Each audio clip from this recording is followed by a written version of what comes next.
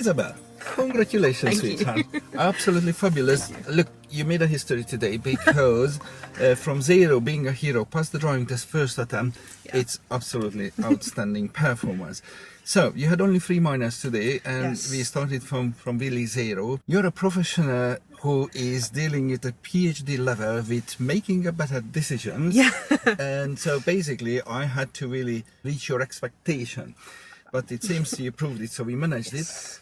It's all yours. Yeah, I mean, in terms of choosing an instructor specifically, obviously I don't know what to look for red flags wise, because you're the first instructor I've had. But I think what I was looking for was mostly like positive reviews from other people who had passed their test. And I checked out your YouTube videos before I contacted you, and it seemed like you were very good at explaining specifically why you're supposed to do certain things, more than just like, these are the rules that you should follow. And obviously this is going to vary person to person, but for me, it's much easier for me to remember to do things if I know why I'm doing them and like the specific logic behind it. Like things like checking your mirrors. If someone just tells you you need to check your mirrors, you'll do it, but you won't necessarily remember it every time. Whereas if you're like, you need to check your mirrors on this side when you're changing lanes to check no one's there, it kind of sticks in your brain a bit better. Because you have the logic and you see the reason. Exactly, yeah. Why you need to check. I kind of got the impression, certainly from your videos that you do, that you're good at explaining those kinds of things. And obviously that's also what's happened during our lessons.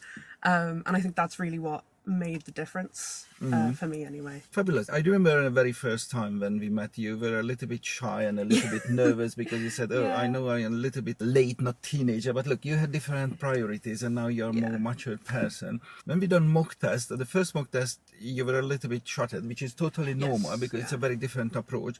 And then the second one, we decided not torturing you, we rather decided to reinforcing your confidence and fixing those issues. So if you could really, like a professional, explain. Yeah, I think the thing that I would focus on is finding an instructor that feels like a peer who is teaching you something that they know that you don't, rather than like a superior or like a boss or something. I think when you're trying to learn something, it's very easy to get into the mindset of, this person knows everything and I need to treat them with, I mean, obviously you should treat your instructor with respect. Well, yes, but not patronizing the candidates. Yeah, it's and important. I think having that relationship where you feel like you're on an equal playing field, where you can say things or like ask questions and not feel like you're going to be told you're stupid or like made to feel kind of inferior for asking questions or for maybe asking to do something a different way. I think that's kind of important. Yes. Because I think, certainly for me, I think part of the reason I was so nervous is that I tend to have a hard time with, I guess, expressing when I'm not comfortable with something, or when I want to do something slightly differently, or when I need something explained a different way. And I think that was kind of part of what made me so nervous. And I think finding an instructor where you feel like you can just say, I'm sorry, can you explain that a different way, or can you clarify what you meant when you said this? Using the diagram sometimes when it's something very complex. I think having that there kind of gives you that sense of comfort to be able to focus on the driving and acquiring the skills you need, rather than trying to manage that like power dynamic, I guess, at the same time, if that makes sense. Yeah, oh, absolutely. Yeah. And then, look, like I said, you're a professional, so you know how a brain works better than anybody else. I remember I had one lady previously, she failed 3 times with somebody else, and we started to work together, and then we reached the standard when we started to do mock tests, and then she failed the mock test, and she said, at least I know why I did it, and you explained to me, because we did mock test as well. We did a couple of times, because she said that the previous guy, when I failed my driving test, I didn't know why. I had no clue what mistake I was making, because she didn't know what is the right thing, what is the wrong thing to do. Yeah, exactly. And if you feel like you can't ask that for whatever reason, I think that really hinders your ability to learn from that and like incorporate that new information properly when you're trying to try it again the next time, you know? Absolutely.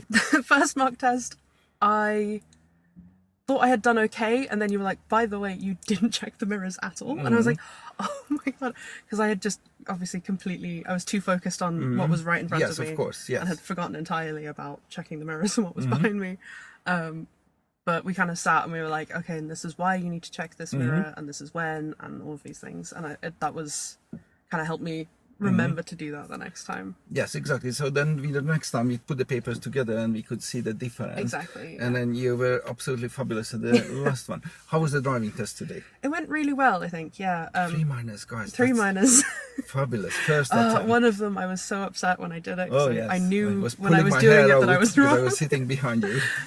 But yeah, luckily it was only a minor. So what was it? You can explain to the others. yeah, so the 3 minors. One was a pedestrian crossing. Mm-hmm. There was an amber light that I went through, and I had time to stop if I'd noticed it far A enough little bit back. in I just advance, hadn't yes. Mhm. quite clocked it in time. And I didn't want to like slam on the brakes at the very last Yes. second either. So I just decided I was like, It's okay, fine. We go could have through. stopped. Yes, that's why Yeah, you get a minor, exactly, not a serious exactly. one. Mhm. If it had been a red, that would have been a fail, I'd say. And then the Lane discipline. lane discipline, yes. So I was going around the roundabout, and my exit was like backed up with cars, and I just had a moment of panic where I was like, I don't know what, But you did what the to right do. decision. You So made the right yes, decision. I just went around another Yes. time. But there was that split second because obviously we hadn't come Yes, across that situation. Exactly. But really you always before, say, if but- you can't force the others. You just make another Exactly, circle. exactly. We practice So- it. We faked it that if it happens. Yes, So you were exactly, yeah. familiar So- with the situation, yeah, but suddenly, just split second of panic, Yes. and then was like, nope, I'm going around again. Absolutely. Exactly. So again, that was a minor, not a major, because I didn't stop in the middle of the roundabout, Exactly. thankfully.